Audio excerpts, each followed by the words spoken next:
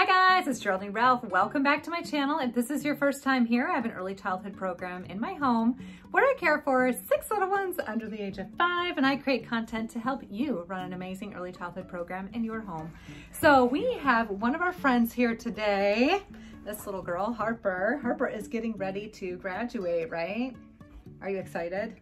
She's gonna go to kindergarten pretty soon. Super excited for her. Next to my grandma and papa. She's going to kindergarten next to her grandma and papa. That's gonna be amazing. And we have been working really hard on helping Harper learn how to self-regulate, right? Mm-hmm. What's self-regulation? Do you know? Do you wanna tell people in case they don't know?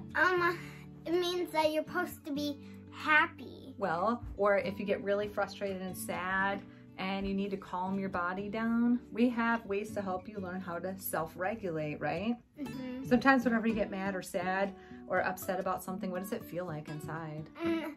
It feels like you're kind of feeling upset.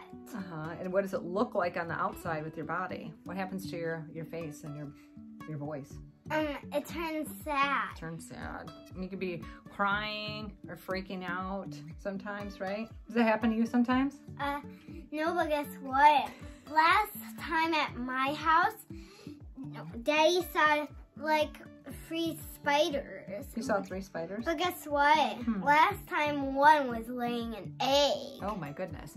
Well, that's really interesting, but we're gonna keep talking about self-regulating and all the things that we learned in our preschool class about how to calm your body down whenever you're feeling angry, sad, nervous, anxious, or upset, right? Mm-hmm. We've been using lots of techniques. So we've been working with Harper on this for about the last 4 years. She started coming to me when she was 1, and sometimes she would get really upset and overwhelmed. So we have a whole bunch of techniques that we've been using to help her calm her body down. And I always tell my parents, all the things that we're gonna learn here in preschool, like the academic stuff, the letters, numbers, colors, shapes, adding, subtracting, writing your name. You can do all those things, right? Mm-hmm. High five, girl. All of that is not nearly as important as learning how to self-regulate and how to calm yourself down when you're feeling wildly out of control. The most important thing that children learn in preschool is how to control themselves, right? Whenever you're feeling frustrated. So sometimes when we get frustrated, what is the first thing that I taught you how to do when you were little? That if you want to feel frustrated, or sad. Yeah, just if you want to feel sad or angry, or if you want to change your mind and feel happy. Well, that's the last thing I was teaching you how to do. But the first thing we were teaching you how to do is take a deep breath, right? Mm-hmm. We are learning every time you get really upset, you can always take 3 deep breaths, one in through your nose like this, and out 3 times to calm your body down. Do it nice and slow 3 times. Mm-hmm. And then whenever you're feeling really upset, then we can talk about it. You can say, after you take your 3 deep breaths, and I would help you take the 3 deep breaths, right? Whenever you are feeling sad or mad, I would say, let's take a deep breath so we can talk about it. And we go,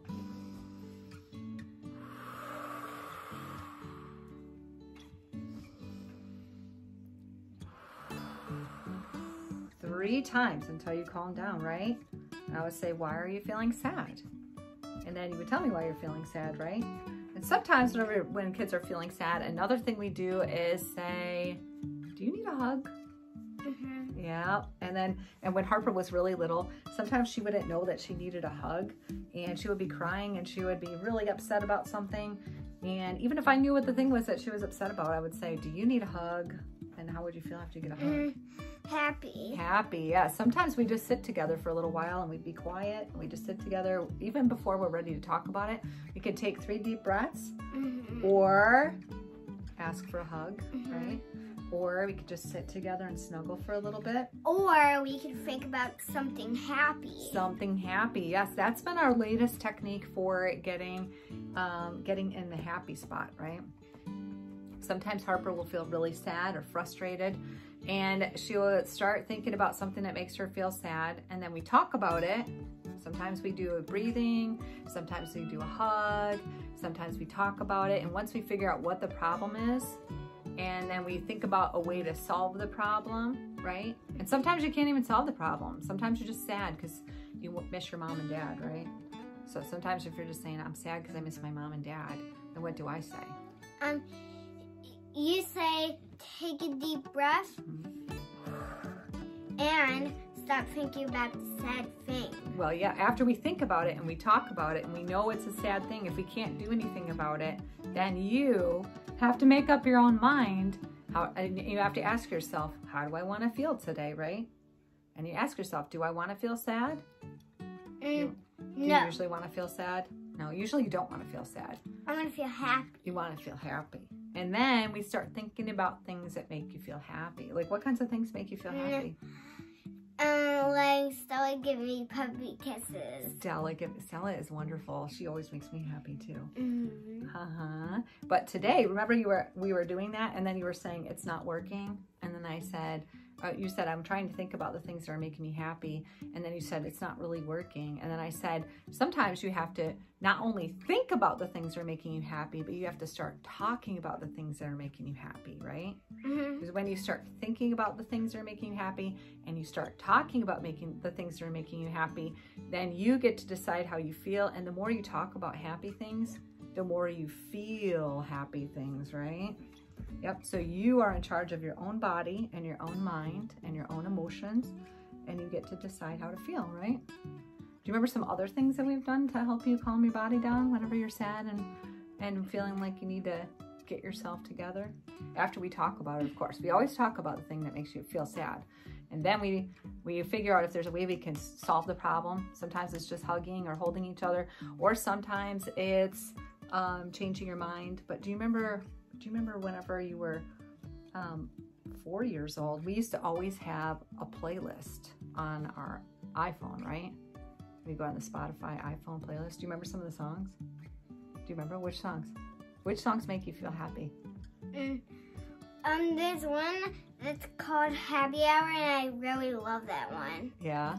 So if you're feeling sad and you breathe and you get a hug and you talk about your feelings and you got to change your emotions and make yourself feel better, you can get up and do a little dance party, right?